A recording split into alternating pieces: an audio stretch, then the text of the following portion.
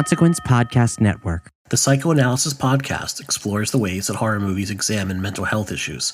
It deals with mature and sometimes disturbing subject matter, and it may not be suitable for all listeners.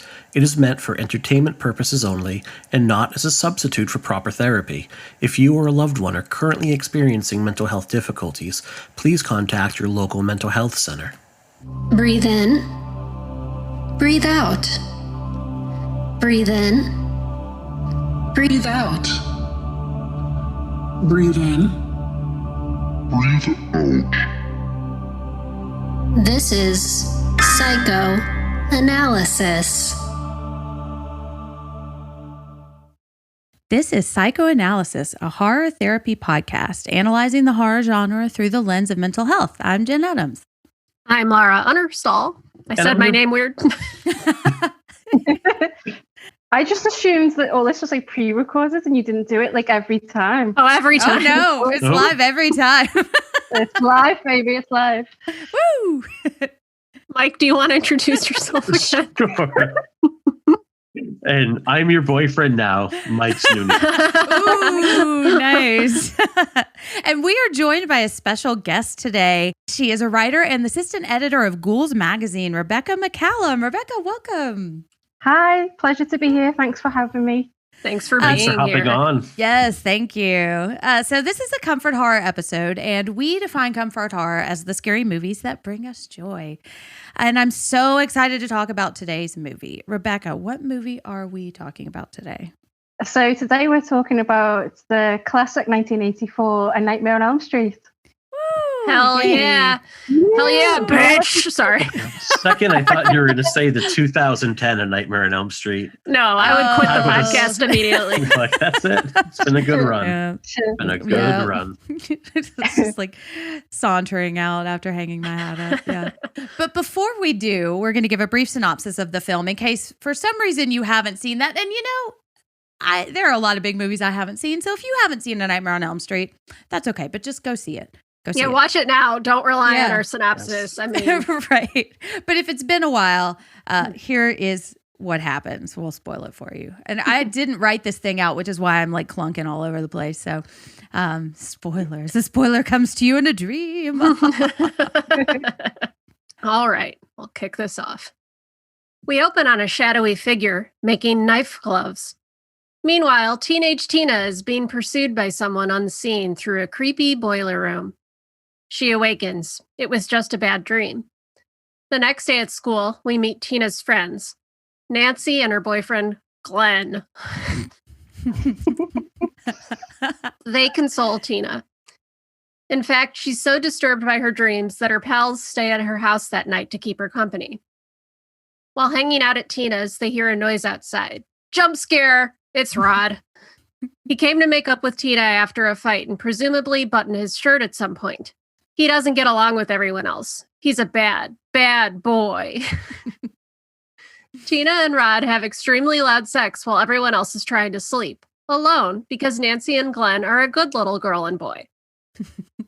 Tina They're is here for Tina tonight, not themselves. Yes, Okay. yes. They're here for Tina and to listen to her have sex. Yes. Tina is awoken in the middle of the night by a very aggressive man in a red and green striped sweater with burn scars on his face and knives on his fingers. He chases her through the yard, seemingly bending space and time, refusing to play by the laws of reality. He catches Tina. Oh no! Rod wakes up to find Tina next to him in bed, being attacked by someone invisible. She is flung around the room and across the ceiling as bloody slashes appear on her chest. Awakened by Tina's screams, Nancy and Glenn rush to her room. They find Tina's dead body, but Rod is gone. Enter Dreamboat Dad, aka Lieutenant Daddy, Nancy's father, a police detective. I will always call him Lieutenant Daddy. I know, I forgot about that. They're down at the station talking to Nancy and his ex-wife, Nancy's mom, about what the fuck happened. Nancy goes to school even though she didn't sleep and discovered her best friend's dead body the night before. On her way there, Rod jumps out of the bushes, sweaty and disheveled. He tries to talk to Nancy, but apparently her dad has been using her as Rod bait. The cops arrest Rod. Back at school, Nancy is in English class. where Lynn Shay is teaching the class Hamlet, which just happens to reflect the themes of the film. Love when that happens. I know, it's like class position. I'm trying to make that word work. Yeah, it's never It's not math happening. class. It's always like Right. literature. Yeah, this right angle represents the killer's motivations. It just doesn't quite work. It's a geometric chart that looks like knife fingers. Right. That would be cool. All right, carry on. Nancy drifts off to my favorite moment in the movie, a classmate reciting some on-the-nose Shakespeare. Oh God, I could be bounded in a nutshell and count myself a king of infinite space, were it not that I have bad dreams. A dreaming Nancy sees Tina's corpse in a bloody body bag that gets dragged down the hall. She follows the trail of blood, encountering a hall monitor in a red and green striped sweater, who I have definitely not dressed up as for Halloween twice. She demands a hall pass from Nancy, but we begin to learn that Nancy don't take no shit, yelling, "Screw your pass! Screw your pass!" Nancy finds herself in the creepy boiler room, chased by the knife-fingered mystery man. Realizing she's dreaming, she slams her arm against a hissing pipe. She wakes up screaming in class and realizes that there's a burn mark on her arm from the dream. Ah. She goes to Rod in jail to find out what happened when Tina died. He tells her about Tina's dreams and his dreams, which all feature the same knife-fingered weirdo. Back at home, Nancy falls asleep in the bathtub. In an iconic moment, the knife-fingered hand emerges from the water between her legs. The hand drags her under the water until, fighting for survival, she wakes up. This is when Nancy realizes she needs to stay awake to survive and begins mainlining coffee because apparently this is the only suburb in the 1980s where you can't find Coke. Glenn sneaks in through Nancy's bedroom window. He's concerned about her, but also doesn't understand the gravity of the situation. She asks him to stand guard while she sleeps and goes to look for someone. She emphasizes how important it is that he not screw up. Spoiler, he immediately screws up. In a dream, Nancy goes walking after midnight, looking for her dream man. She goes to visit Glenn in jail and watches old knife fingers murder him in his cell. She begs Glenn to wake her up, but he's asleep too. She runs back to her house through dream logic and gets attacked as Glenn sleeps in the corner. Luckily, the alarm clock wakes her up. Nancy and Glenn go to visit Rod. They try to convince the cops that what they've seen is real, but before they can get to him, the dream man kills Rod by hanging him with his bed sheets. Naturally, the cops believe he killed himself. Nancy's mom takes her to a sleep clinic. She falls asleep, but is attacked again. This time, she emerges with a filthy fedora clutched in her hand. The name Fred Krueger is written inside. Nancy realizes she's in some deep shit and starts checking out survival books from the Ted Kaczynski Memorial Library. Nancy and Glenn share a tender moment on a bridge wherein Glenn drops some surprising wisdom about Balinese dream skills and how turning your back on your demons strips them of power. Back on Elm Street, Nancy's mom has put bars on all the windows. Too bad the dreams are coming from inside the house. Her mom is finally ready to reveal her secret. She takes Nancy to the basement and shows her a memento, a knife-fingered glove that once belonged to a child murderer named Fred Krueger. After Fred was acquitted on a technicality, the neighborhood parents, including Nancy's mom and dad, burned him to death in his boiler room. Looks like Freddy is probably some kind of omnipotent dream ghost hell-bent on revenge as a result. Oops. Glenn is in bed wearing a crop top with a full television set resting on his crotch. It's true. Watch the movie if you don't believe me. It's true. Nancy calls and tells him he might be next. But don't worry, she understands the rules now and is going to bring Freddy out of the dream and into physical reality. All she needs is for Glenn to wake her up at the opportune moment. Glenn, God damn it, Glenn. Despite being specifically asked for the second time not to fall asleep, Glenn falls asleep. Fucking Glenn. I don't care how hot your crop top is. John Depp before he got weird. Yep. Okay. Nancy tries to call him, but is thwarted by his disapproving mother and tongue phone. Glenn's disapproving dad takes the phone off the hook, effectively but unintentionally sealing his son's fate. And it's a hell of a fate. Glenn gets sucked into his bed like it's a pit of quicksand, then spewed back out in a fountain of blood. It's a regular Glenn smoothie. Yum, yum, yum. Yum, yum, yummy, yummy, yummy. Nancy's mom is drunk and won't let her out of the house. She watches helplessly through barred windows as cops arrive at Glenn's house, and she knows in her bones that her boyfriend is dead. Nancy tells her dad, who is across the street at Glenn's, that she's going to get Freddie. She wants him to break the door down in precisely 20 minutes. She builds some pretty intricate traps in those 20 minutes, then goes to sleep. Kevin McAllister is taking notes. I literally have a line in here about Home Alone. I watched this with some friends. Okay, I'll save that. Okay. In Dreamland, she finds Freddie in his boiler room, drawing him out into her house. She wakes up in her own bed as her alarm goes off. Freddie has followed her. He's now in her world and about to get home alone like there's no tomorrow. After a series of struggles, Nancy lights Freddie on fire and traps him in her basement. Dad finally shows up to help Nancy. They see fiery footprints leading to her mother's room. There, they find a burning Freddie on top of her mother, killing her. Her burned body sinks into the bed. In this terrible moment, Nancy is resolute. She tells Freddie that she takes back every bit of power she gave him with her fear. She's not afraid of him anymore. She turns her back on him, and it's his Achilles heel. When he lunges at her, he evaporates. Nancy opens the door to a bright, sunshiny day. Her mother is back, and so are all her friends. Oh yeah, and Mom is going to stop drinking. Yay, everything is perfect. So perfect. But not so fast. As Nancy hops into Glenn's convertible, a striped top unfurls and they're locked inside. Nancy's mom is grabbed by a knifed hand and pulled violently into the house. Turns out Freddie wins after all. Cue the nursery rhyme. Should we sing And the that's nursery rhyme? A Nightmare on Elm Street. Freddie's coming. Okay, I'm going to stop. I'll stop. Yeah, I wonder how far I could get. How much of that do I know? I know all of it. All of Do it. Oh yeah, I guess Never Sleep Again. Yeah, it's really not that many numbers, is it?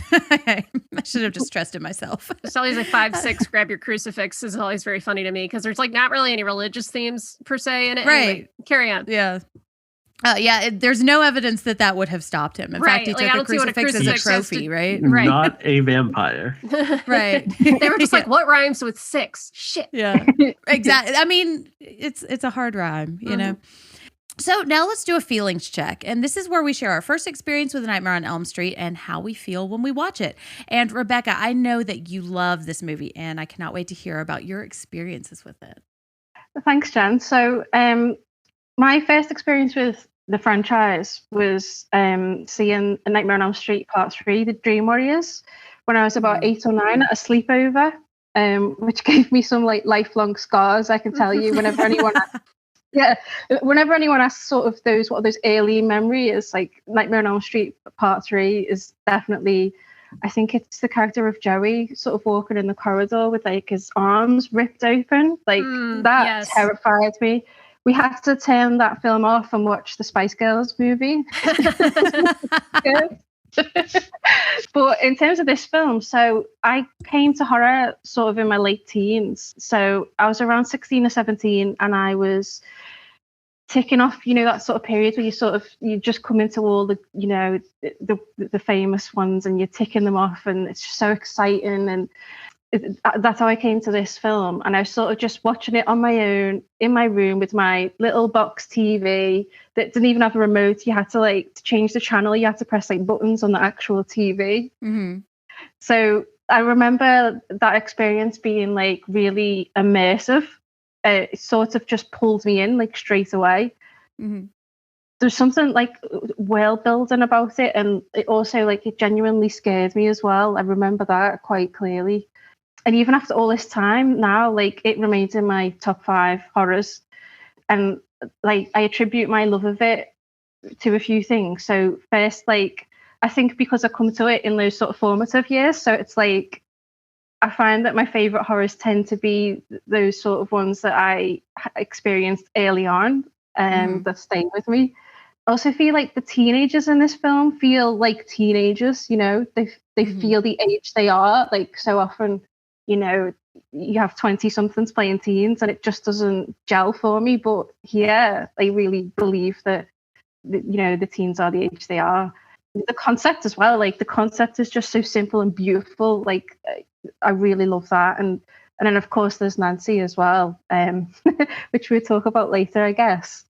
in terms of how it makes me feel. So when the score like kicks in, just the first like notes, I'm just like ready to surrender to it. Like I'm just ready. And it's like no matter how many times I watch it, the experience never changes. It's like, you know, when you can watch horror and, you know, films can diminish or you can start to see flaws. And of course it's not a flawless film. There are flaws in it. I do recognize that, but like my passion for it just never diminishes over time. It just keeps on growing and growing, if anything. And like there's things that I see more as I get older, sort of like particularly the character of like Marge and their relationship with Nancy. Like as I've gotten older, like I've really, you know, been drawn towards exploring that.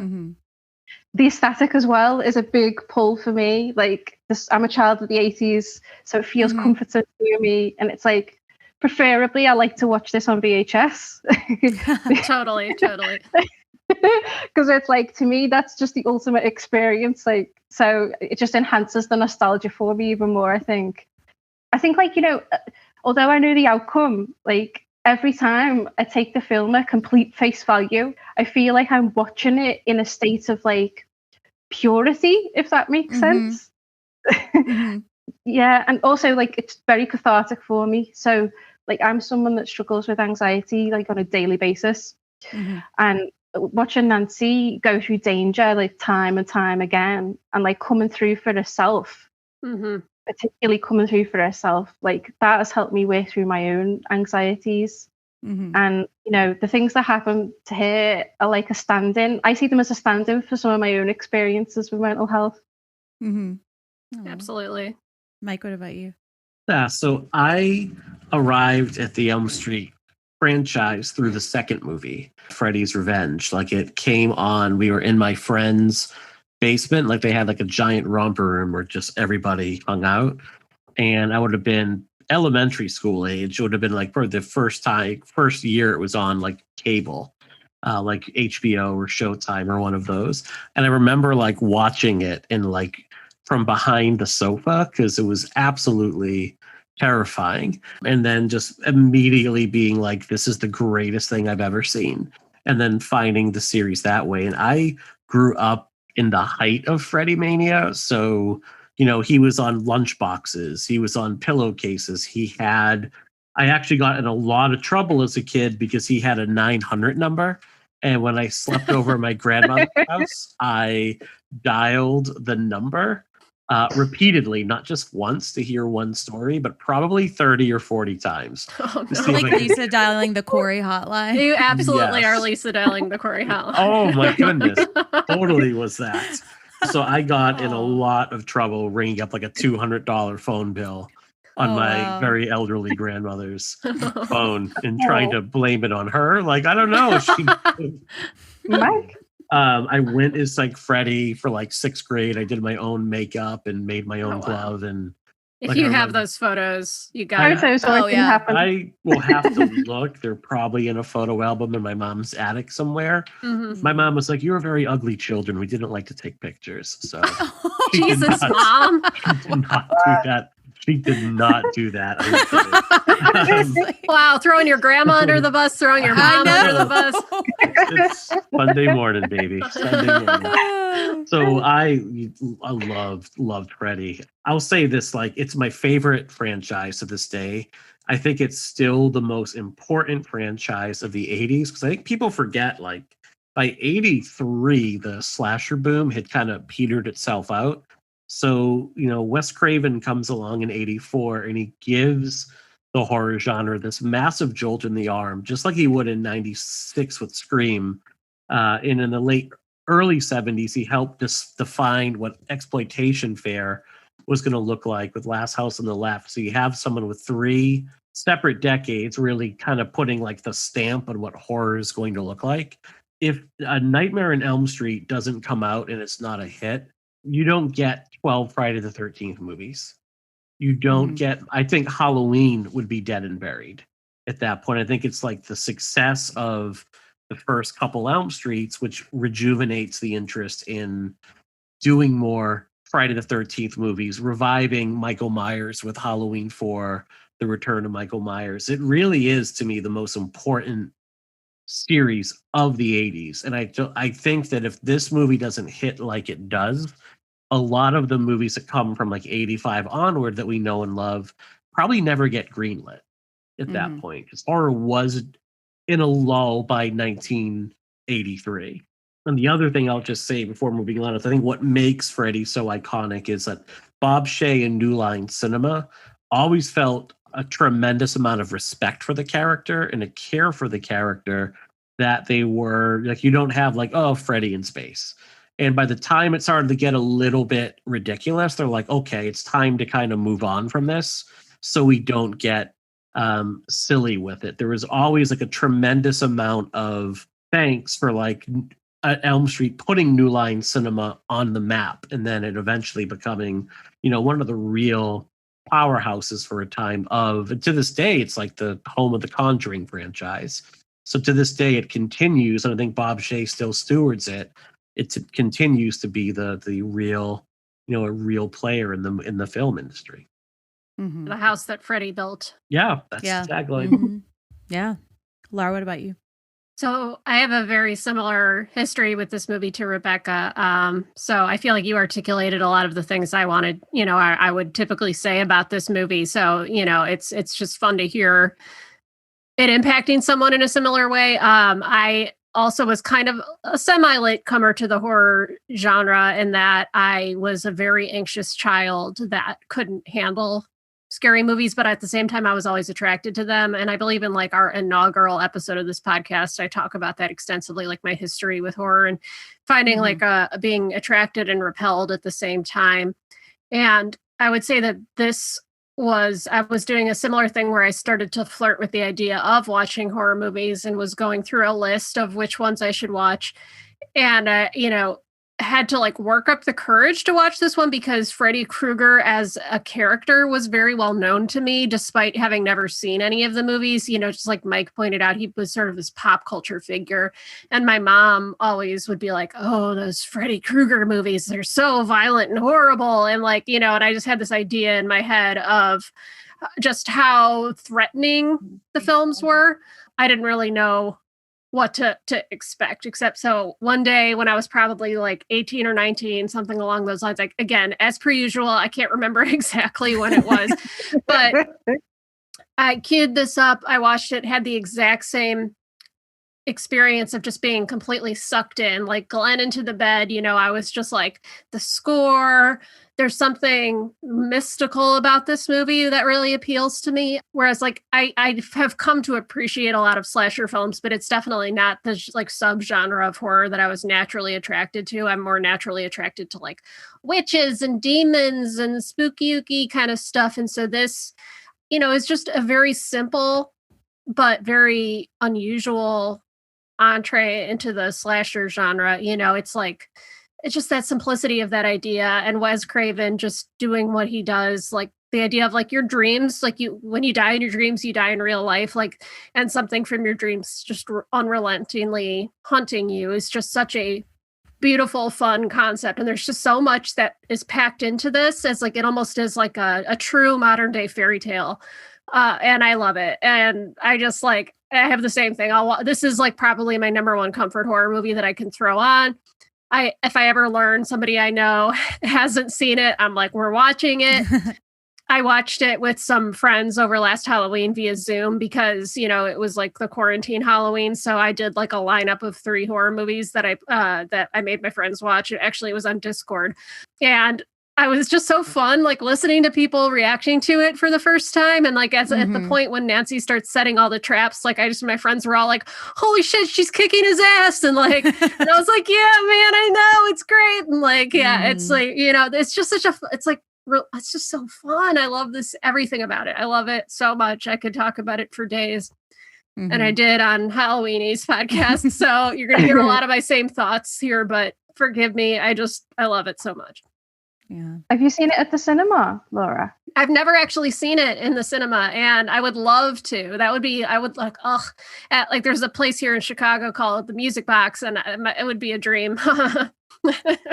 No pun intended, to see it there with a crowd. Oh, nice. Let me catch that. Have you seen it? Have you seen it in the cinema? I've seen it in this. Yeah, it was so in the last lockdown, sort of on Halloween, they were sort of screening lots of old horror films at our local cinema, and we went to see it, and I was like, shh, to everyone, all the teenagers. I was like, oh, this is just like, I felt like honestly 17 years old again. Like I really did. Like it was just joyous. It really was. I could have cried. But it's like, it was interesting hearing you talk, Laura, about like being young and anxious, but then flirting with horror. Because like I've been doing, like, when I can, sort of an exercise of like trying to trace back my interest in horror and where it, like, the origins of where it comes from. Like, I don't know if you can see behind me, but like The Wizard of Oz, like I've got a canvas painting behind me, but Wizard of Oz is like probably my favorite film, and it's like I was obsessed with it as a kid. And there's obviously like elements of horror in that. So it's like, I think you can see like the sort of, I don't know, like almost the emergence of an interest in, like, I've always loved like Shakespeare's tragedies and the Greek tragedies, and that, you know, there's like elements of horror in those as well. Totally. So there's ghosts and goblins and witches, and it's all that stuff, you know, and it's hooks in you when you're young, and I love it. Yeah. Yeah, I don't remember the first time I watched this one either, but I think the first one I watched in this franchise was New Nightmare, which is still my favorite of the franchise. I love it. It's an interesting one to see first. Yeah, so I had this weird, kind of my relationship to the slasher franchises. Like, I have been drawn to horror from, like, since I remember liking stories, and kind of like you said, like I would find the elements of like non-horrific things and like be really interested in, like, the book and the Care Bears movie, like, scared the shit out of me. Even though that's not like horror at all. But I came to slashers pretty late. And I don't think it was until after Scream that I really watched any of them. Like, I knew that it's like the killers were so built up that they terrified me. And I was like, this is going to be too scary for me. I don't think I want to do this. And then I watched Scream and I was like, oh shit, this is awesome. And I don't remember when New Nightmare came out in relation to that, but I think I remember renting it. And I would watch franchises. I would enter them in this really weird way. Like, I would watch the most recent entry before I would watch anything else. Cause I was like, well, it's gotta be the best. It's the newest, right? You know, I've since learned that does not always hold up.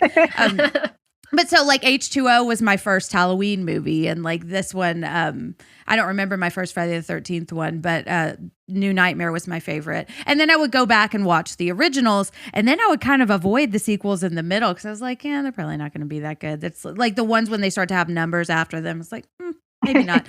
And so it wasn't until like after Scream and after, like, once I started to really kind of analyze horror that I started kind of diving into these and finding them really, really impactful to me. I love franchises, or I love slashers. They're probably like one of my top favorite subgenres, more so because I love the Final Girls. When I start ranking the big four franchises, Scream is like far and away at the top for me. Like, I just absolutely love it, partly because of I was the age of Sydney when that came out. But I like Freddy is not my favorite killer. I think I find him too wisecracking for most of the franchise, but I love him in this one because he's so restrained and he is actually scary here. You know, like, I was watching it last night and I just kept being shocked by how menacing he appears, even in his more like goofy elements, you know.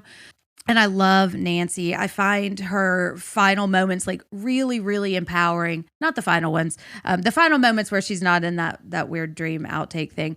And I have since kind of evolved my take on the I take back every bit of power I give you. Like, I kind of have just in the last couple of years been thinking about that a little more than I had before. I still find it extremely empowering, but I don't know. We'll talk about that later in the episode, I'm sure. But yeah, I love this movie. It's very creative. It's funny to watch it still kind of play by the slasher formula rules that I love, but do its own thing and do it in creative ways, you know? And I mean, I recognize that I say that as like, this is a film that helped establish some of those rules too. So it's like, it's forming it, but kind of going in its own way. And I just love Wes Craven. He's probably my favorite horror director. So those are all my thoughts. And I'm looking forward to kind of diving into them and kind of, or getting sucked down into the bathtub pool of what we think about this movie. So let's do that now. And maybe we can start with talking about Nancy. And Rebecca, I know you have some thoughts about Nancy and what she means to you, and I would love to hear them. Yeah, so Nancy's my favorite final girl. I've always felt on fire for Nancy, and actually doing this, when I watch the film, it's an enjoyable experience, and obviously it has its impact on me. But actually choosing the film and coming onto this podcast really made me, I sat back and thought about it in a way I haven't done before. So it's really interesting because I hadn't actually sort of consolidated all my thoughts and thought about, why and the details about, why I'm so connected to her. I think, Nancy's really resourceful. We see her do things like, when she burns her arm to come out the dream, when she gets Glenn to watch her setting the stopwatch, those sort of things. She's really resourceful and forward thinking. I also think she's highly normalized. So to me, what makes her iconic is the relatability. Yeah, she's so grounded, and I recognize a lot of myself in her. I also think she's incredibly brave. I mean, she goes looking for Freddie. She stalks him in the end. He's not stalking her. And when she's in the dream clinic, she's like, yes, let's do this. She's she's up for it, and she's determined. On another note, I feel like Nancy's journey in the film is about becoming an adult and depending on yourself and knowing that at heart, your most ultimate precious resource is yourself at the end of the day. And I find that something really affirmative in that. I might be feeling a bit shitty, and then I'll watch Nancy and I'll feel no, I have got resources that I can draw upon. Nancy's let down by so many people as well, and she keeps on going. And I feel she's arriving at an age where her innocence, the facade of innocence, is gone from her life. And she's finding out that there's a darker side to humanity, and your parents aren't perfect people; they're human. People in authority, police, they're not perfect people either. They're human and they make mistakes. I love Nancy's willingness to confront situations. It's when she brings the hat out and she says to her mum, feel it, mum, it's real. This is I see that as really indicative of, this is Nancy confronts reality, whereas I feel her mum sort of turns away from reality and buries herself into sadly her addiction. I think that Nancy's told by people repeatedly you're imagining things, it's in your head, what your experiences are not real. And that's something I can relate to deeply through my own anxiety, and the attitude that sadly is still imbibed in culture of it's all in your head, or particularly in the UK, I don't know so much there, but there's definitely an attitude of just get on with it, just pull your socks up, just get on with it, Yes. So I really relate to that. Yeah, Yeah. I think there's a change in that, isn't there? She goes from being sort of relaxed and carefree, and then at the end she's determined, and there's a fire in her. There's a fire in her eyes, and it's just echo what Jen said before, actually, about when she says that line, I take back every bit of energy. To me, my takeaway from it is I listen to that and go, well, this empowers me to turn away from my own anxieties and plug into the positive energy. Yeah, it's about the narrative. I know on this show we've talked a lot about the idea of narrative therapy and sort of letting yourself control the own narrative in your head and not be controlled by the narrative. And I felt that was always to me too, a very powerful moment of that, saying I don't have to give into this. I can tap into my internal strength and fight back my own demons. And I always hate, it's a fun little horror film ending that they put on at the end, but I hate how much it takes away from that moment and giving Nancy that power. And I know it was something that was done, a decision made by Bob Shea in the studio to say we can't have Freddie die at the end of this. We have to leave the door open for the franchise, And I know that I'm pretty sure, if I remember correctly, Wes Craven fought that decision, but they decided ultimately to put that, that gag ending on the film. And I just, it always, to me, I'm just like, no, that was like Wes Craven really wrote the perfect ending with Nancy turning her back on Freddie. And it goes into what Glenn was saying on the bridge about the Balinese dream skills. And I don't know, there's just something about that idea that I find so enchanting, and having it ruined by that studio ending, like, always kind of breaks my heart a little bit. Yeah, I agree. And I think, like, for what the film as a whole means, I think it probably would be a stronger film if that wasn't there. I kind of like the ending now because I read it, and this is my own personal read. I do not think this was intended, but I read it as like the dream she'll probably have the next night of like, everything is fine now, but no, there's like, they're all still gone, and kind of like the lingering effects of trauma, because this is like a big trauma that she's been through, and she's lost like most of the people in her life that really, that we see her interact with, but yeah, I agree. It does kind of cut the heart out of that message a little bit, especially coming right on the heels of that. Like, she says she has this really big empowering moment, and then she opens the door and it's immediately like taken away, and I feel like if there was a little more space, because I don't completely hate it, but I agree. I think it kind of cuts the heart out of it. Hi, it's Jen with some real talk for a minute. I was very nervous to start the psychoanalysis podcast. I was really excited about the content, but there are so many technical details, and it seemed like something I would never be able to figure out on my own. I was really doubting myself, and my imposter syndrome kicked in big time. Luckily, Anchor was there to help. Anchor is the easiest way to make a podcast. First of all, it's free, and it can help you start making money right away, which is awesome. It also has all the tools you'll need to record and edit your podcast right from your phone and computer. Anchor distributes your podcast for you so your listeners can find you on Spotify, Apple, or anywhere else they want to listen. But the best thing about Anchor is it lets me check so many things off my worry list so I can just focus on the content for each show. It really is everything you need to make a podcast in one place. Download the free Anchor app or go to anchor.fm to get started. As Julie James from I Know What You Did Last Summer would say, "What are you waiting for, huh? What are you waiting for?" I know Robert Englund he's had the interpretation that everything that you see on screen in A Nightmare on Elm Street is a precognitive dream by Nancy. Like, nothing you see on the screen has actually happened yet. It's Nancy dreaming about the events before they actually go down. Like, that's how he's chosen to interpret the ending of the movie. In my own take on the last like 30 seconds of every horror movie, is that it's a marketing push and they don't actually exist in canon. Yeah. Like, I do a lot of that. Because you're right, because most horror movies end with like the heroes have vanquished the villain, and then, but no, like Sinister 2, I think, was the one that really stood out to me at the end of the movie, where like Mr. Boogedy comes back for like one more jump scare at the end of the movie. And it's kind of like, I just interpret that as like a little stinger and send the audience home happy, but it's not actually like, canon in the movie. Because at that point, how would Nancy come back for part 3 if... Right.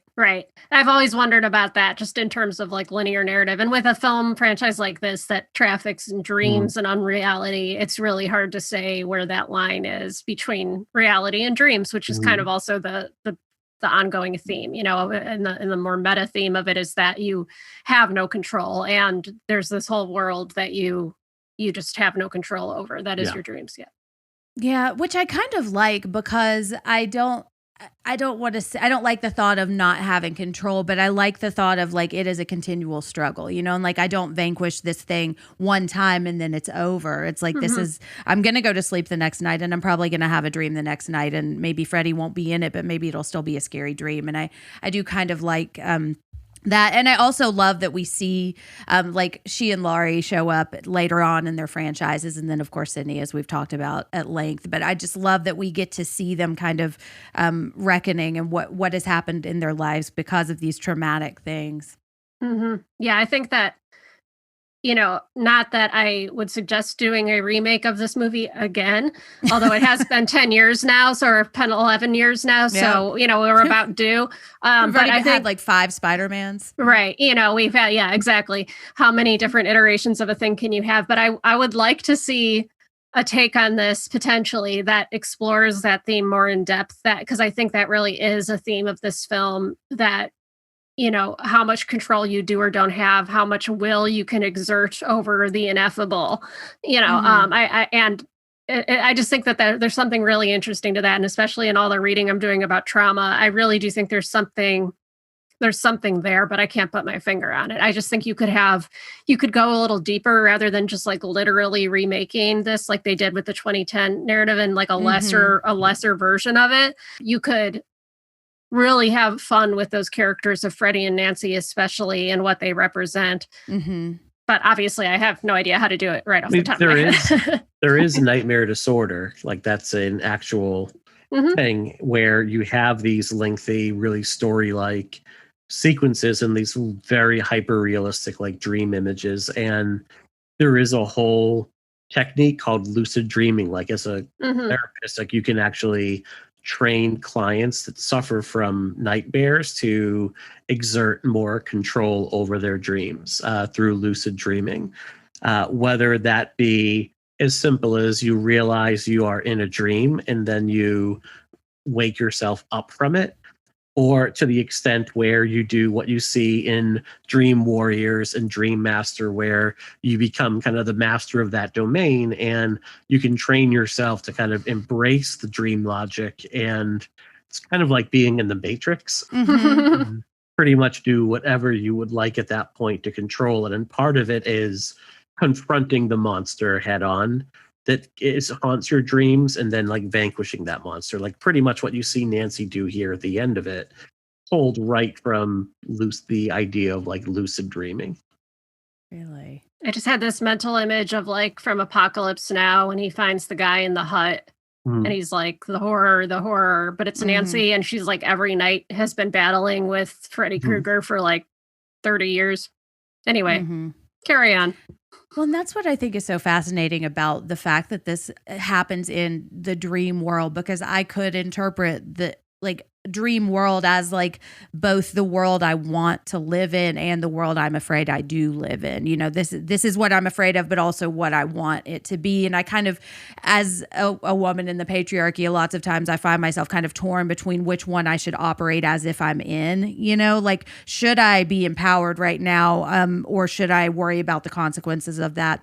Because it's like finding how much control you do have and confronting that monster, but also knowing that the monster is probably going to come back and I might not get rid of the monster forever, ever, like in my lifetime, And I think the scene at the end, I take back every bit of power I've ever given you. Like I think about that so much. And Rebecca, like what you said about using it to kind of combat your own anxiety, I do that too. And I think like with some toxic people in my life, I've given them a lot of my energy, and so I constantly think about how I just have her in my back pocket a lot of times. I feel like I'm like, am I acting like Nancy would?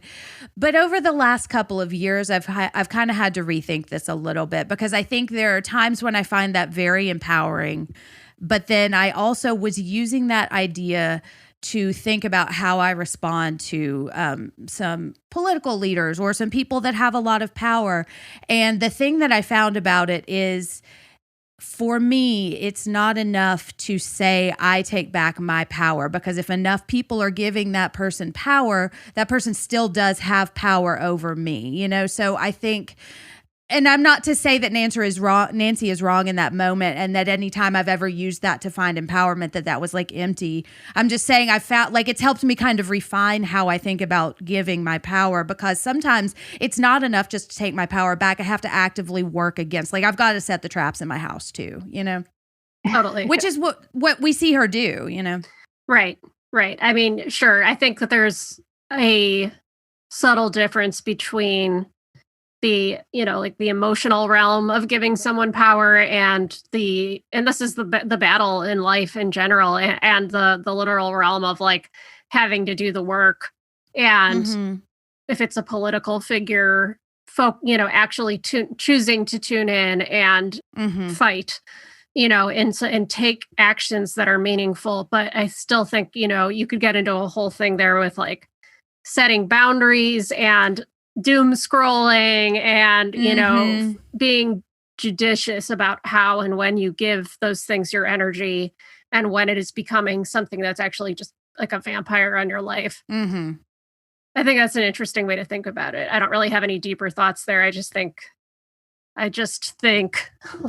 Well, and I think everybody's going to find their own way to find empowerment, and everybody's, the empowerment that everyone's looking for is going to be slightly different. So, and that's why I kind of love that it's just simple. She's like, I don't have to give you my energy because I can interpret that in a million different ways given my situation at the time, And that's what I mean, this movie, when I said it's like a fairy tale, there's sort of these big shapes and big themes, and you can really project a lot of your own stuff onto them, and you can bring them into your own life in ways. It's not so confining or such an explicit message that it keeps you out of it, but it's still so inventive and original and fully realized enough to stand on its own sans interpretation and just be a fun story.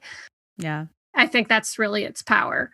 I do too. And of course, I would never dream of projecting any of my own things onto a story. Us, Jen, never. I know. That's not what I do with every single movie I ever watch. On this podcast?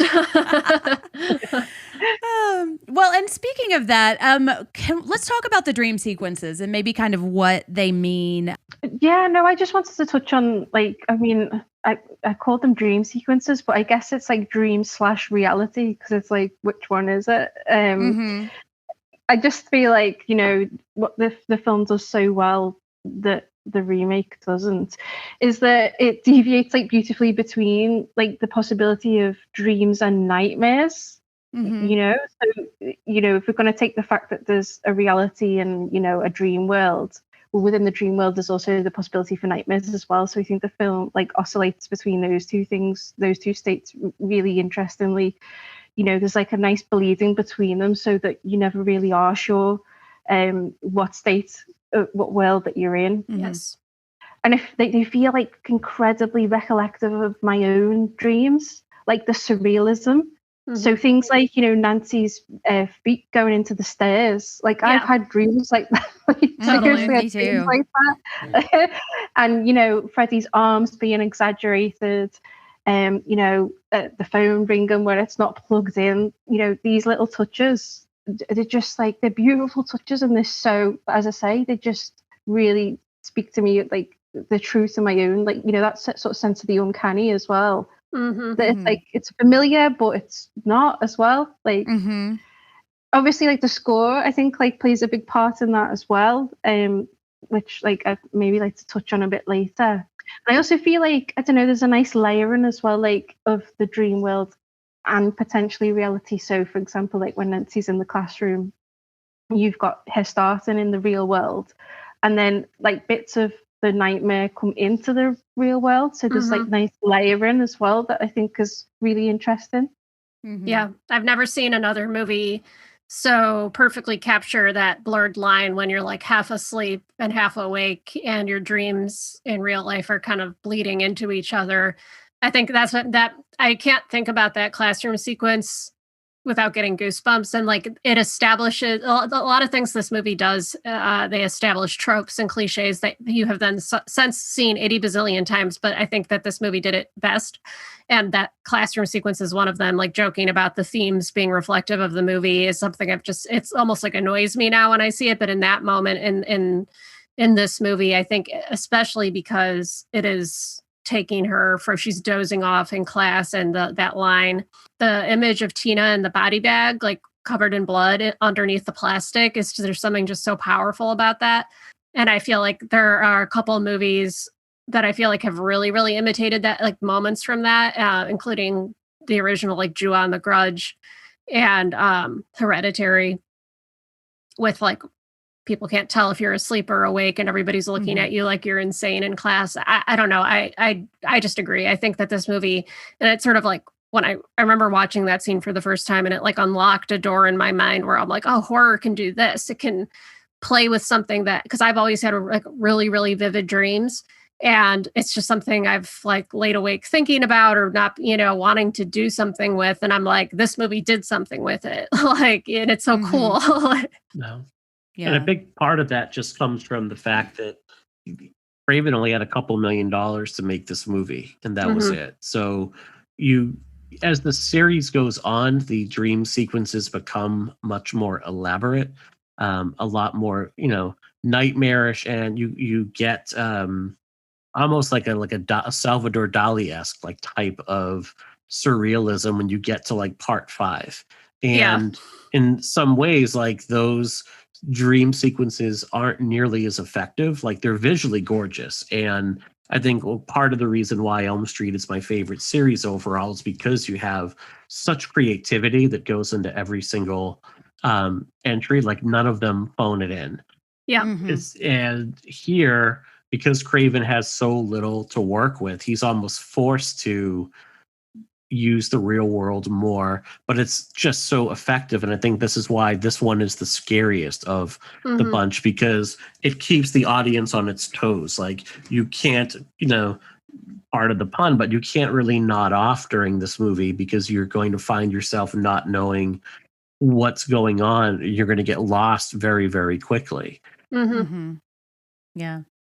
Yeah, the classroom dream sequence I love. And it's the simple moment of like when who I'm assuming is Invisible Freddy, lifts her feet up and drags her. And they could have just dragged her along the floor, but that act of lifting her feet up is so scary in the implication of what it is. And it's heartbreaking too, because I imagine, like, I like to think sometimes when we were talking about the stepfather, this is when I kind of came into focus. Like, what if none of this is sinister? What if this is just a dream that she keeps having because she saw this horrific trauma, like her best friend is dead. And this is just something that keeps coming up in her mind. And I imagine that would be a way I would dismiss it. Like, this is not really a threat to me. This is just something I'm working through, which I think is fascinating. And Tina's death is my favorite in horror. Like, I always kind of go back and forth about whether it's the bus in Final Destination or this one, but I love how creative this is. And just like the fact that her head hits Rod's head, like something about that. They're like in all of these, or the fact that the record player goes into the bed with Glenn, like something about it. It's like the tiny little details that make it so disturbing, but also like unique. And it's never like hacky, which I feel like it kind of gets down. And there's not really an irony to the killings. Like he happened to mention like, oh, I feel like I'm going to sink into my bed. I'm so tired. And then it happens, which I feel like kind of lean into later on, Yeah. If this was like if these deaths happened in the later films, Freddy would be like, time to go to sleep forever, Glenny, or something like that, and pull him into the bed, but I like MTV Freddy, but it's a different kind of enjoyment. Yeah. This, I think it is so successful because it's so subtle and just follows dream logic without any kind of irony or tongue-in-cheek quality to it. It's just like fucked up. It's tongue and phone. It's tongue and phone. A big part of the reason Tina's death, I think, resonates so well with fans years later is Amanda Weiss is only in 2 scenes before she's killed off as Tina. Yet in the 2 scenes that you have with her, there's a tremendous amount of character development. Like, you get a very good feel for who each of these characters are: Rod, Glenn, Nancy, and even Tina, even if they're not on screen for a long time. So you get the opportunity to really feel for them. And they're stock characters to a certain extent. I mean, like, Tina is like a young woman with, questionable parents who leave her on her own. She has very questionable taste in men. And like many of us at a young age, maybe don't always make the best decisions. Listeners can't see me pointing to myself. Right. But she's also like a tremendously loyal friend. She has hopes and aspirations, and you feel for her so much that when she goes, it's really shocking because Tina is being positioned as the heroine of the movie. It's the psycho trick. Yeah. So it does it so well. I agree. And her death is so brutal. It's like, you think you're going to see her die in the dream, and then she's just going to be dead in the bed. And then suddenly it's like that trick they did with the rotating room to make her look like she's being thrown against the ceiling. Like, again, when I was watching it with my friends who had never seen it before, who are watching this movie in the year of our Lord 2020, we're like, oh shit, like this, like I could tell like they were caught off guard just by how brutal that killing is. And it's also the first death in the movie. So it really sets the tone for like what Freddy can do. And it's very violent, very brutal, and very real, yet surreal at the same time. Elm Street is the only series I know as well that almost every movie actually has a funeral sequence. Like, it's probably the only out of like the big three, Halloween, Elm Street, and Friday the 13th, it's the only one that takes a moment to kind of really ponder, like, this is what's been lost. I think Scream doesn't even do that. No. Yeah. And I mean, partly it's because a lot of this happens like over the course of maybe a day or two. But yeah, and that's when I think it kind of goes into the disposable kills things, and I do like that we see the toll that it takes, because that's part of what a final girl is she has absorbed a bunch of trauma. And like when you think about Tina's body, like she doesn't just fall on the bed dead and she's like posed almost like artfully laying there to be discovered. It's like she's dumped on the floor, like kind of on her face. And it just feels so brutal, that he would just throw that away. But I like that we continue seeing her because the movie doesn't throw her away, No.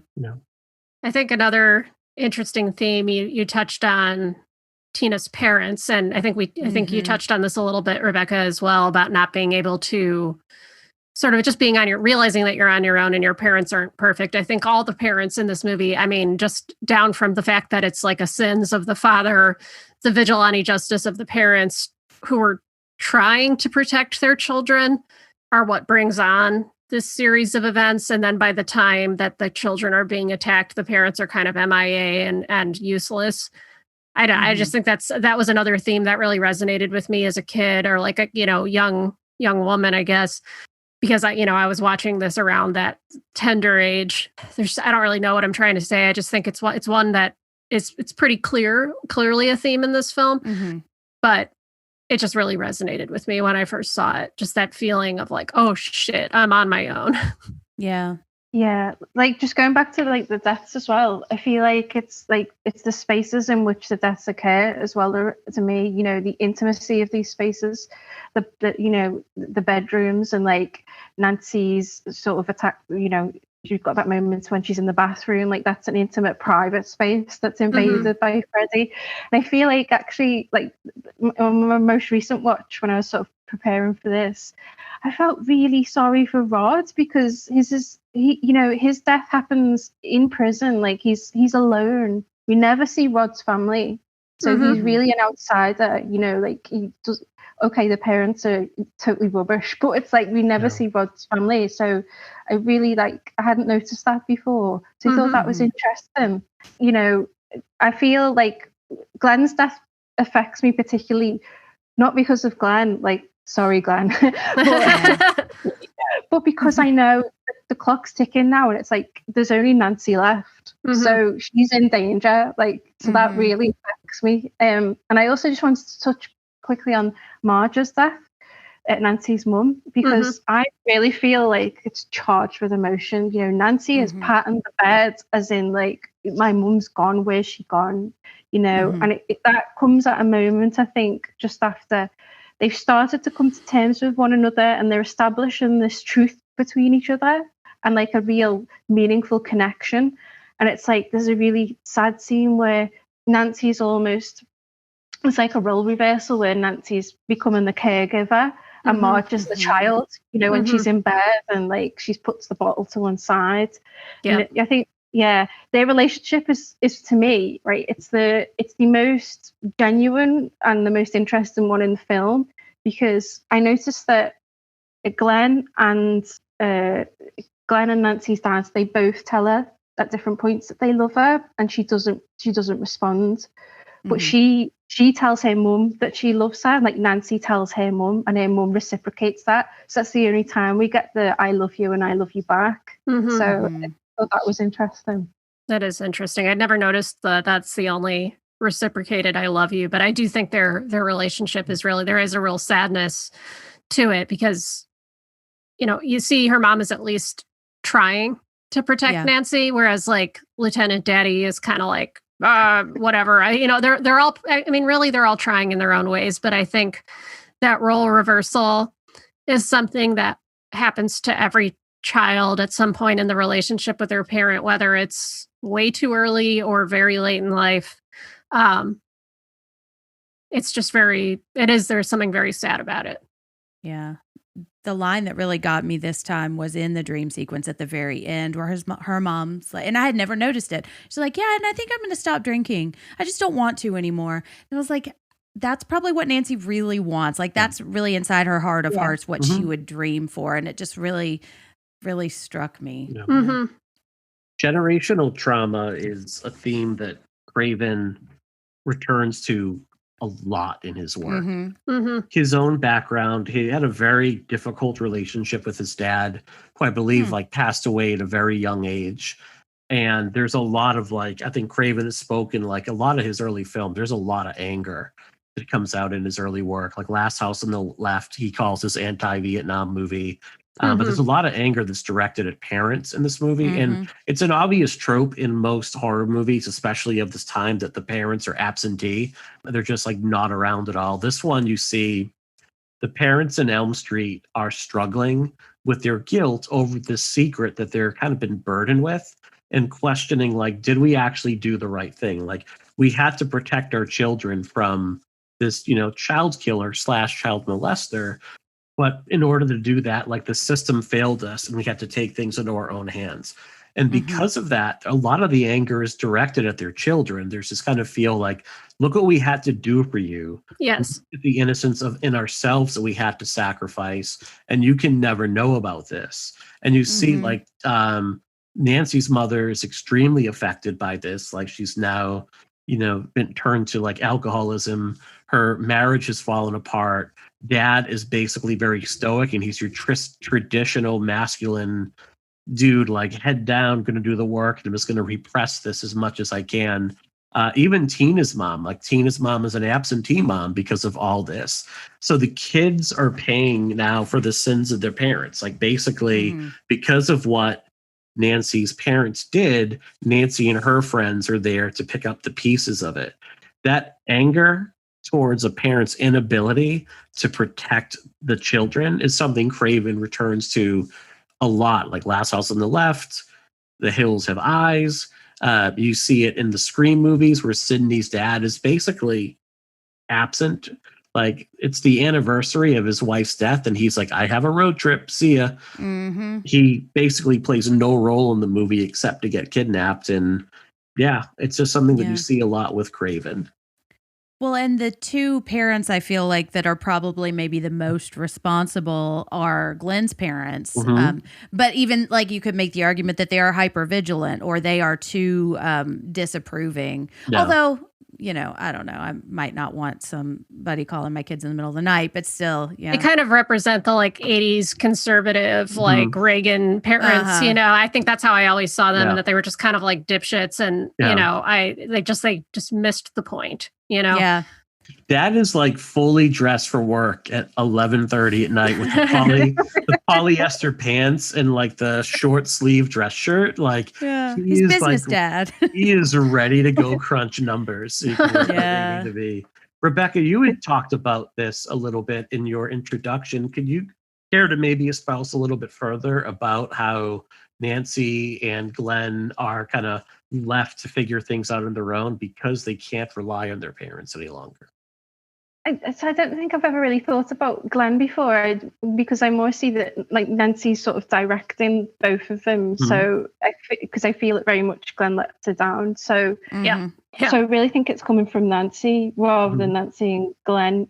I guess maybe because Nancy's parents have gone through a divorce, so Nancy's experienced divorce. She's got a bit more life experience, so it feels like Nancy's got a bit of a sharper edge to her, whereas Glenn feels quite sort of like mollycoddled by his parents. Yeah, he doesn't really take it seriously because his parents have sheltered him so much that he just can't perceive a true threat on some level. Which is a kind of privilege. And that's something that I've kind of learned with having my own kids is that I can only protect them so far. Like at some point they are going to get to the point where they're out in the world and it doesn't matter how hypervigilant I am. They can't live their own lives without like coming into, they can't dream their own dreams, to be cute about it, without like there being some kind of danger, you know? Yeah. And Glenn's death, I don't love Glenn either. And his death had never really, I don't know. It's just not one of my favorites, but this time it really hit me hard. And I think a lot of it is because of his parents, because I think they think they're doing everything right. And I don't think there was a way they really could have saved him. But I just imagine they'll blame themselves, especially Dad, who took the phone off the hook. He's probably going to blame himself for that for the rest of his life. And just the fact that this is what's left of their son, they need a mop to reclaim his body, is just heartbreaking. You know, it's kind of played for comedy in the film, and I do on some level I will never not find it funny, especially because it's like young John Depp, and I call him John Depp. I love that you're calling him John. I'm going to adopt that. That's just what I think it was like a Tim and Eric thing or something where they go like John Depp, and then it just got stuck in my head. But it is played for comedy, and that whole sequence with like the cops like coming in, and then one of them comes outside and like pukes, you know, and like, you know, it's just, it's so ridiculous. But then if you really think about the impact that would have on two parents who are also like, we are in control, everything is fine and good, and there will be no problems. And then it's like, your son literally just got blended. Like it's fucked up. Like it's morbidly funny to me, but I can see also like, if this were to actually happen, like that would completely devastate a pair of parents. Like, I mean, unimaginably. You'd have to move. Yeah. You know, this show in particular, I think often, and I've pointed it out before, falls into the trope that men are the worst. We're just watching the movies and talking about it. Just calling them as we see. And I often push back against that. Being, you know, I like to consider myself not always the worst, but I think in this case, like Glenn is actually the worst. Like, he's the worst. He is just a dud. I mean, like he's so terrible. And I just love how, I don't know if it's a kink dynamic between Nancy and Glenn that is unspoken, where like Nancy is like, Glenn, you shit.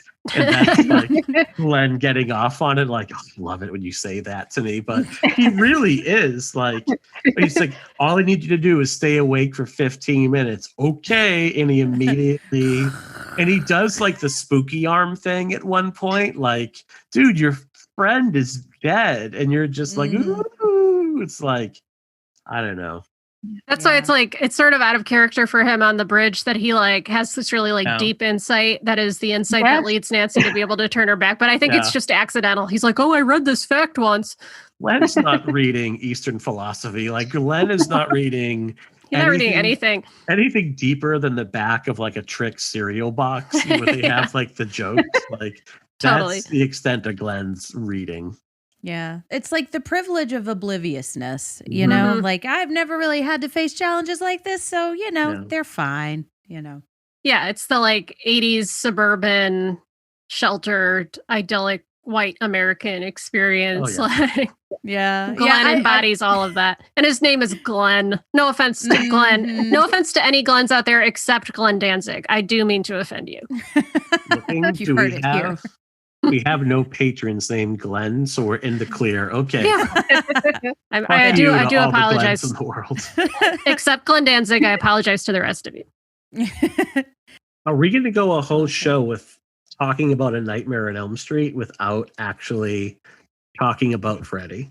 Well, until you said maybe that, we should talk about Freddy. I guess we should talk about Freddy. Because you know what? 1, 2, he's coming for you. So I think we need to. 3, 4 better. Oh. Yeah. Yeah. Okay. And so I was thinking maybe I've just been. Oh, yeah. No. I'm kidding. No. You don't have to. 5, 6 is where I get stuck every time. Oh, it's the counting. Yeah. I don't know if I've just been listening to You're Wrong About way too much, but I'm like, this is really the movie's a failure of the justice system, right? You know, like totally. And it's funny because positioning him as a victim of the parents, and I say victim in quotation marks, but like it's interesting the way that his character is presented, because he is a victim of vigilante justice because the system failed to get that justice in a healthy way. And it does create this ripple effect of secondary victims of his crimes. Totally. Which I think is interesting. And I do think it's interesting to talk about this idea. I believe that this is not apocryphal, but I could be wrong that because it's been a minute since I've thought about it. But Wes Craven did want to write him as a child molester. He did. Yes. Originally. And, they kind of watered it down to just a plain old child murderer. Because, and speaking of like political themes and things that were happening at the time, I mean, this was right in the heart of the Satanic Panic. And this obsession with child molestation that really has never gone away to all the child sex trafficking, Pizzagate stuff today. I think, and I think that it's like, I think I said this on Halloweenies according to my old notes, but like, I don't know that there's ever a time where child molestation will not be a hot button issue. And it's something that I think they didn't want to approach in this film because it would have just been too heavy. Yeah. But I think that theme is there, like the threat of him not just as a murderer but as a like molester, or like that taking away childhood innocence in a different way. And it's there in these vestigial ways with like saying, I'm your boyfriend now, Nancy, and he's got kind of like, and killing people in their bedrooms. There's moments where he appears like on top of people, kind of straddling them. He is a very like weirdly sexual character in a very repulsive way. And I don't really know where I'm going with this. Other than that, it's definitely a theme I've picked up on every time I watch this movie. You're just kind of like cross your legs a little bit. But it's, I don't, go ahead.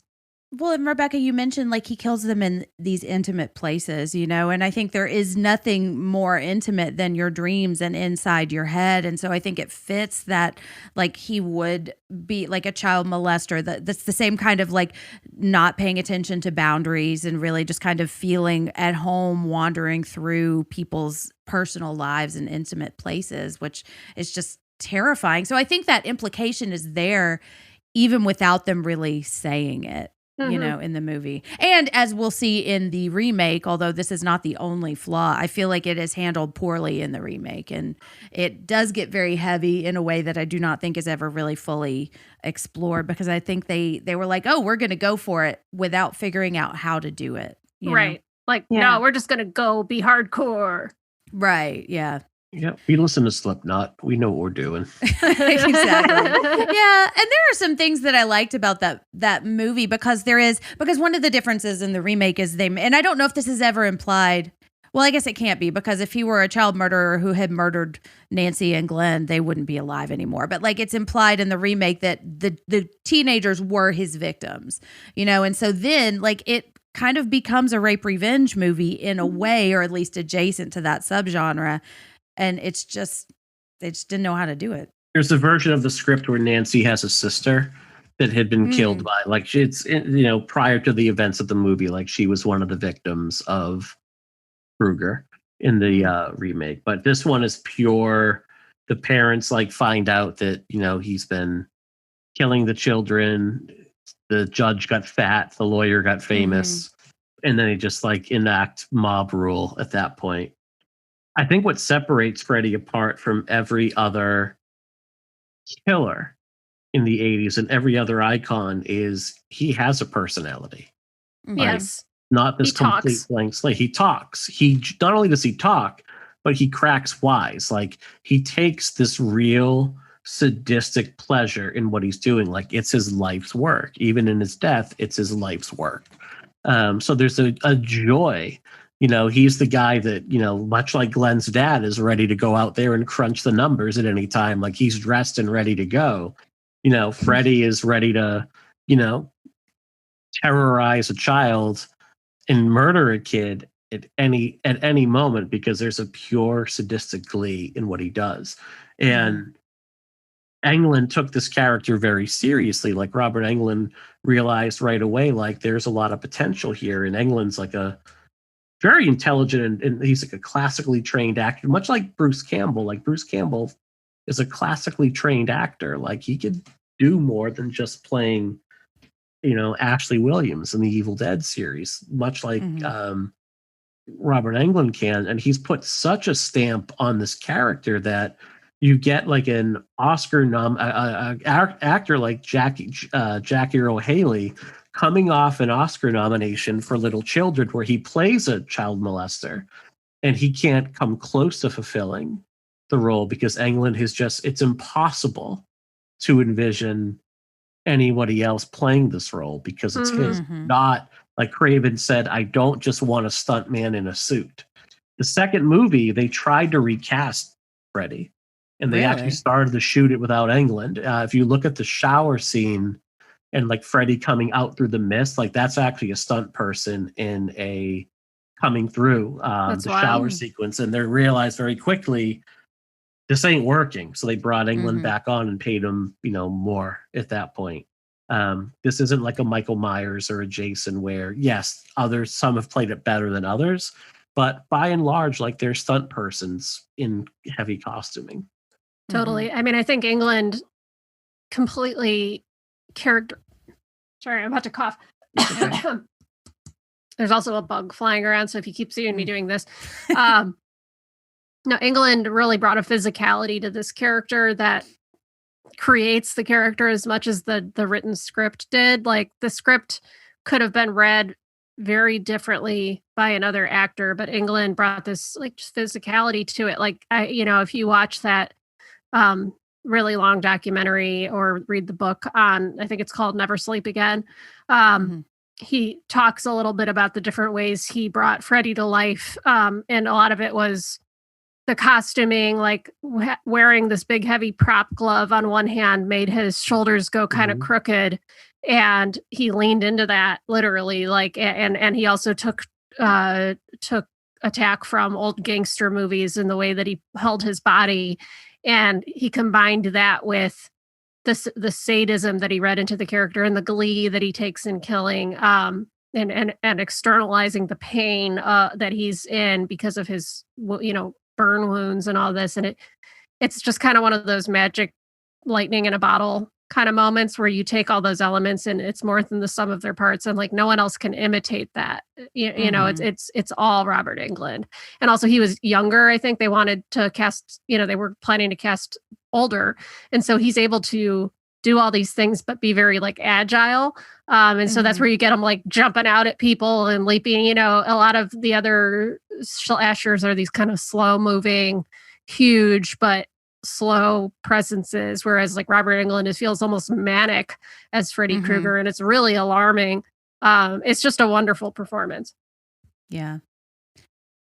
Yeah, and I could go down, like I've got a whole kind of mental thought log of like these killers and slashers, like what do they represent about like the world and the patriarchy. And I think one of the reasons I've kind of been drawn more to Michael and Jason is because they are these silent hulking figures that they're really like a blank slate to project a lot of things onto. And I think I've been thinking more about Freddy and what he is and how he's so adaptive, and just the way that like the system I feel like we're fighting against so much just kind of constantly shifts and changes depending on like what you do, and how like that dream logic of like you can't ever really pin him down because he's not operating in the logic that you operate under, which is frustrating and terrifying. And I think the wisecrack and like there's as much as I don't always love that, like there's a charm offensive too, if I can just distract you by being funny, you won't see how terrifying and how terrible I am and my sinister implications and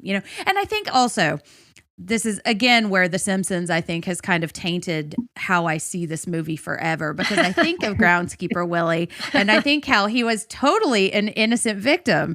And so I think I project a little bit of victimhood onto Freddy, which I think could be a larger, maybe a discussion for another day about how you can be a terrible human being and also a victim at the same time. And I think we see that a little bit with Jason, but it's really kind of in this movie, really kind of a central aspect of it, The latter films definitely, I don't want to say they try to soften Freddy, but they add elements to his backstory, with his mother being a nun that was raped by 100 son of 100 maniacs. Yeah.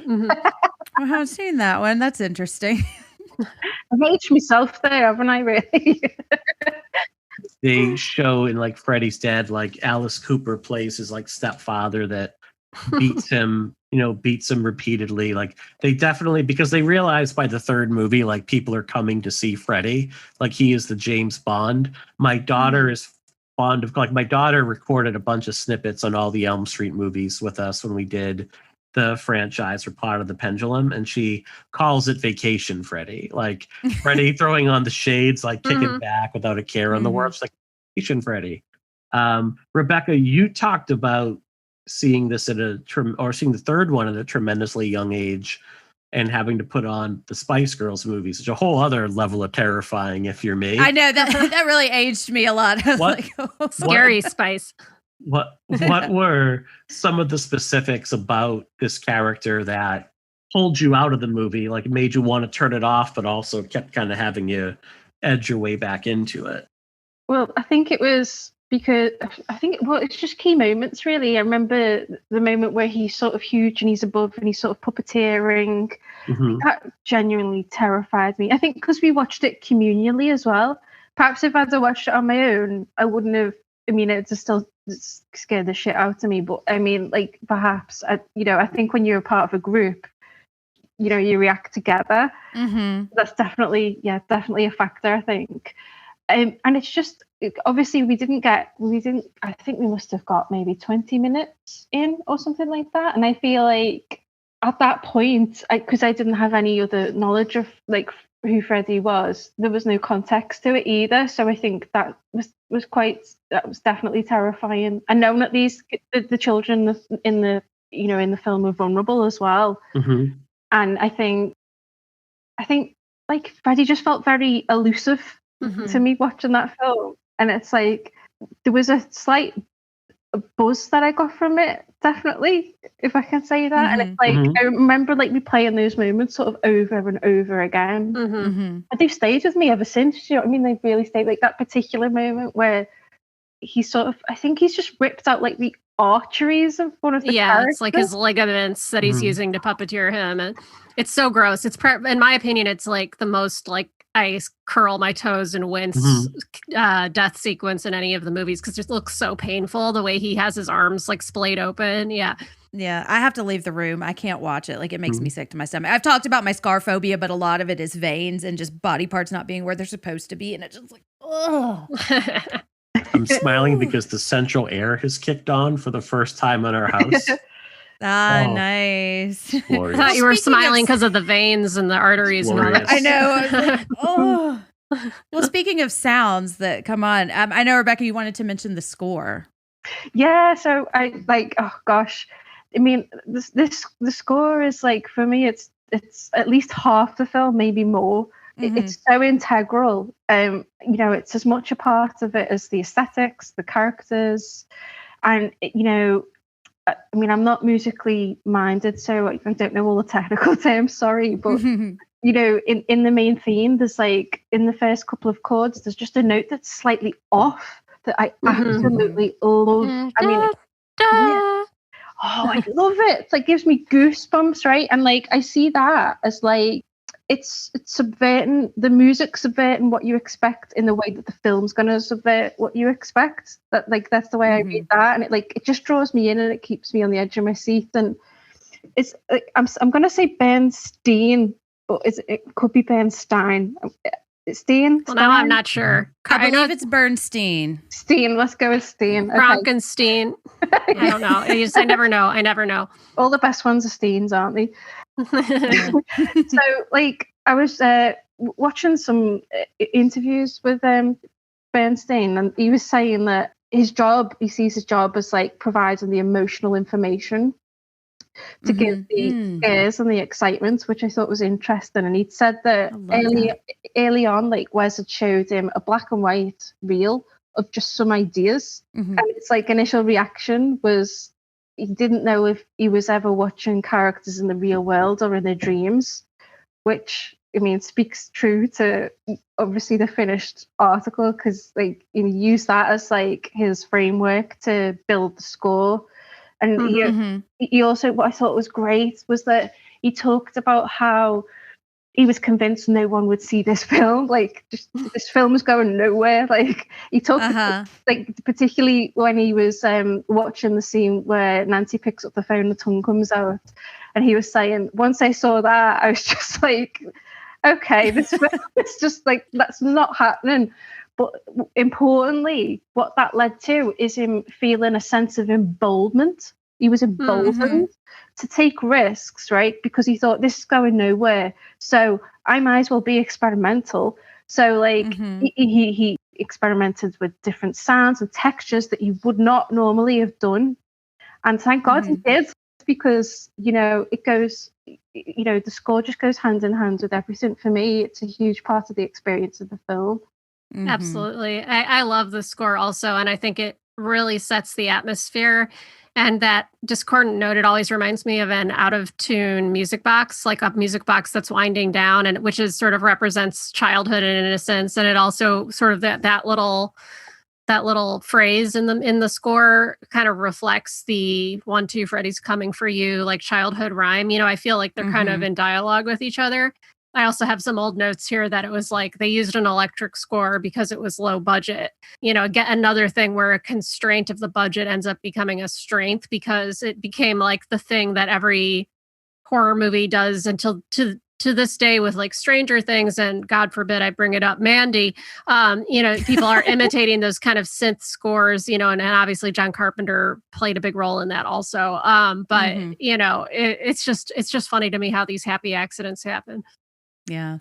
Well, and as a former children's choir director, I am a sucker for a creepy children's choir in a horror movie. And this one, I feel like it's fantastic, but I feel like it's one of the few times where it really informs the story, because it's got this whole like urban legend element to it. And like, I wonder if these kids have grown up hearing this rhyme and never knew what it meant and how it connected to them, which I think is like a string that you could keep pulling. And so, yeah, it's executed really well. And just like how it lends into that creepy, like dream quality, like So and Me are like two of the earliest pitches that you learn. And it just feels smart in a very intuitive way, you know, like this is the right thing for this movie, you know? And I love what you were saying about how it emboldened him to take risks and do what, like, maybe kind of not worry so much about what the studio would think and just what's right for this movie and what should this sound like right now. I love it. Well, I would be remiss if I didn't mention Nancy as a final girl and how much I love her so much. And I know, Mike, you talk often about like the steps of like if this movie didn't exist now, we wouldn't have this movie, which I always find so interesting. And I think Nancy is like a really crucial character in the trajectory of women on film, because I think if she didn't exist in this film at this time, we wouldn't have Sydney, and we wouldn't have these like later iterations of Laurie and Sydney that we continue to see, and just a lot of the feminism that I see in horror right now. And I just love how proactive she is. And I feel like I don't want to say, like, that's not a slight against Laurie in the original Halloween, because she doesn't have an opportunity to do that. And it's not that she is a better or worse final girl in any way. It's just that this is a stepping stone that I find like it's really key. She's one of the first that really starts to turn and fight in a smart way, you know, using her own strengths rather than trying to take on the characteristics of Freddy, you know, which I just think I love her. Also, I love that she's never sexualized, you know, It's fantastic. Like, I watch her outfits, like, that looks pretty comfortable. That's kind of cute, you know, like her big baggy pants. Like, thank God we don't get a shower scene like in The Stepfather. Yeah, and we even get a bathtub scene. Like, it would have been so easy for them. And I mean, you could make the argument that sticking the glove up in between her legs is sexualizing her, but it's never it's more an implication than objectifying her body, you know, which I love. And it's also a bit of a double-edged sword because it gets into the like morality play of 80s slasher films where the virginal girl is the good one and the one who sleeps at the, you know, has sex at the beginning of the movie gets killed. Obviously, Wes Craven goes on to subvert these ideas in Scream. So that's like my only issue with it. And, you know, just like, what is that saying? And that's my issue with a lot of the 80s slasher films, that like it's like one of those things where I watch this and I'm like, don't think about it or ruin the experience for you. There was also this quote that like not to throw Heather Langenkamp under the bus here, but I read some interview with her, or I think it may have even been in that same documentary. I don't remember, but she says something where she's talking about how it's a feminist movie because of Nancy's resourcefulness and bravery. But then she says something like, ultimately, Tina just wasn't a survivor. Yep. Which really pissed me off because I was like, just because Nancy figures shit out doesn't make this Tina's fault. Like, Tina is, for starters, is the first victim.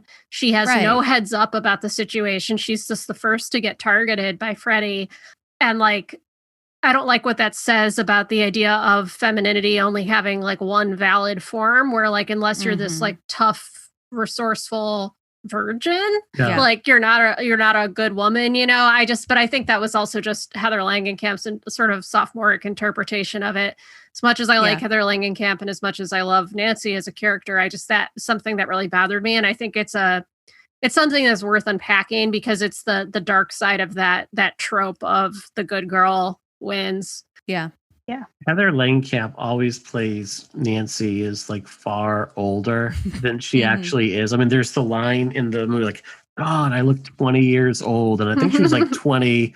She might have been like 24 when she filmed this movie. So that's kind of right. funny. I think it's a little tongue in phone. But there's also like, there's the moment where like, they're staying at a friend's house. There's no parental supervision. And Glenn just goes in for a kiss. And she's like, Glenn, we're here for Tina. And like, meanwhile, Tina's already run into the bedroom with her boyfriend. Like, smell you guys later. Glenn has the line like, morality sucks. So to me, like, and it's something I do not like about like the final girl. Like, Laurie Strode like Laurie Strode like didn't hook up with anybody, but she wanted to. Like, she had a crush on Ben Tramer. Like, she's like smoking weed with her buddy on the way, like, and they like, oh my God, it's my dad, so let's pull over because I have never understood that about Halloween. Like, just beep and wave, guys. But like, Laurie Strode wasn't like written as this like chaste character.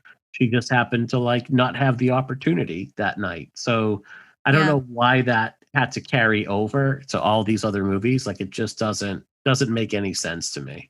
But like, Nancy in particular is portrayed, even in like part 3 when she's an adult, like she's maybe asexual, I would say, in like the portrayal of her. And I think there's nothing wrong with that on its surface. I mean, it's just that I don't know that it interrogates that idea. I think they're just kind of like going along with the trope a little bit. I think the Scream franchise is absolute proof that Wes Craven went on to reflect on the trope and was like, let's unpack this a bit, and that series unpacks it fabulously. It's one place where I think this series as a franchise falls short.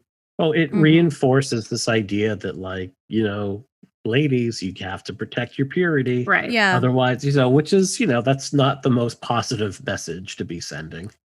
Yeah, one of the things that I love about the final girl trope is how I feel like it reveals society's idea of what women are and what should they be, and you can see that progress as movies go. Like I said, Nancy is a step and Sydney is another step. Like, she's really the first one that does not survive on her own. Like, it's okay to form relationships and use those relationships to help you. And again, not saying that anybody that came before her did anything wrong. It's the way they were written, because the way we allowed ourselves to see women. And I feel like every time a final girl overpowers kind of this idea of what she should be, it gets us closer to what we're seeing now. Like, Halloween 18 has its flaws, but there's a fucking matriarchy in that movie. And that is like, we're moving closer. It's like, what dream world do we exist in? The one that we want or the one that we have? And every time a final girl breaks out of the one we have, it gets us closer to the one that we want, I just want to see one of those evolution charts with like the monkey evolving into the upright guy, but it's final girls. Anyway, that might be a mission in my life to make that. I would love that.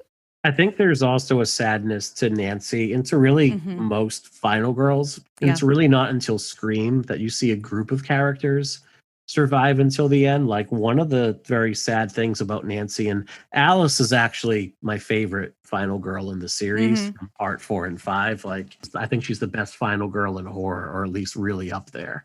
they at the end of the day, like they're left alone. Like they couldn't save their friends. So like Nancy survives in the end, but at what cost? Like her mother is gone. She's essentially orphaned. Her boyfriend is gone. Her best friend is gone. Her best friend's ruffian, ne'er-do-well boyfriend is gone as well. And Alice in part 4, same thing, like all of her support network. There's like a real sadness, like she's watching the video of all her friends and like they're all gone at that point. So she survived, but she wasn't able to protect others. I think that's maybe why, like in part 3, like when Nancy comes back, she's trying to help these kids. Yeah. Yeah, I think that the sort of accidental side effect of Final Girls is just to unpack, I think it provides a very unique opportunity to unpack trauma on film in a way that is like not about somebody in the military. It's just a different view into that kind of narrative. And I just have this on mind because I'm rereading Body Keeps the Score. Oh, yeah. Yeah. I still need to read that. I never like fully read it. I read like a good chunk of it and then I was like, too much right now. And now I'm like, I'm going to read this cover to cover. So it's just very fresh in my mind. Was there anything else we want to mention about A Nightmare on Elm Street before we move on? No, I mean, there's so much I could like get into with all these little asides and all the fun stuff in here. It's like a big fucking pile of ice cream with candy in it. But that's true. Yeah. Yeah. But no, I mean, we'll be here all day. Yeah, that's true. And now it's time for an uplifting moment. Harp, please. Yes. Cue the harp. This is where we share any grounding or coping techniques and any self-care that have been particularly effective for us recently. Grounding and coping techniques are the little tips, tricks, mantras, practices that help us get through the tough days and tough moments. And self-care is anything that makes us feel good or feel better. And I rewatched The Crown again, and now I'm on to Dirty John, the Betty Broderick story. Oh, I listened to the podcast about that. Yeah. That's a great podcast. Yeah. Something else. I haven't listened to the podcast yet. I've just been watching the Netflix one, but I kind of have had like I have this need to like keep up with what's going on in horror and watch and I got a screener that I want to watch, but then when it comes down to it, I'm like, no, my brain just needs a rest. I just need to put on something that I don't really have to think about. So I guess that's mine. Like today, I usually go for a run in the morning. I was like, no, I just want to walk. Just kind of letting myself a little bit off the hook has been very refreshing, especially kind of coming down from a lot of stress of moving and just kind of a lot of change that I've been talking about. So that's mine. Anyone else care to share? Well, I'm doing the opposite of that because our summer break, like by the time this episode is out, we'll be about a week into our summer break. Like the school year will be over. I have 2.5 days left, and it's been an awful year. I mean, for a lot of reasons, but I have set some goals for the summer because I'm going to have a lot more time off, and that's like how much reading I want to do with regards to like the practice I'm in, how much writing I want to do each day or how many days a week, and just setting like how much professional development, how many hours I want to get in, but just setting like tangible goals, like nothing that is too bananas that's going to allow me to kind of continue to like grow professionally, but like looking forward to actually having the space to do it. Because I set a goal, like I'd like to read like an hour a day, anything on mental health, 4 times a week. But the reality is like there are nights where I'm like, I am just going to play this game on my iPhone until I can no longer keep my eyes open. So I'm looking forward to like actually carving some real space out to do those things this summer, especially writing some more. So, and I'm making them manageable. I'm not going to be like 7 days a week. Like, nope, like 3-4 days. Yeah. Make it manageable. Yeah. That's the key. And that's that ebb and flow, because you can't go hard all the time and just kind of giving yourself the space to do that, Yeah. That's what she said. Sure. Yes. No, that was a well placed. That's what she said. I usually don't do them, but it was. That is what Jen said. It was so teed up. So Sounds like a game show. That's what she said. That would be a good game show title. That would, yeah. So I regularly meditate and practice yoga. But what I've been finding that I'm slipping into now, which is really good, it's a good habit, is that I'm not just routinely doing it, but it's like when I feel in a sticky situation, instead of doing something destructive, I'll go right to that. And sort of the more I do it, you know, the easier it becomes, the more just instinctive it becomes, actually.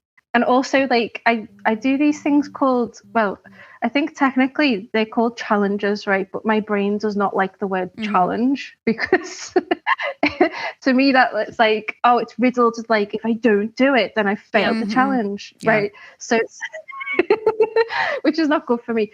So it's like, I bought one here, right? So it's like it's like a jar that I make, and I put in like little affirmations or tasks, just like nice tasks, you know, and I'll pick one out a day, and I'll, you know, it might be an affirmation, or it might be something simple like buy it and like a piece of fruit and like eat that piece of fruit, or it might be, you know, go on a mindful walk, or, you know, connect with someone, or write a self-compassion letter. And those sorts of little moments, actually, really what I'm finding more and more, to be honest, is it's not the big things that help me, it's the little things. So those like little pauses are really good. I love that. I like the jar That's too. really nice.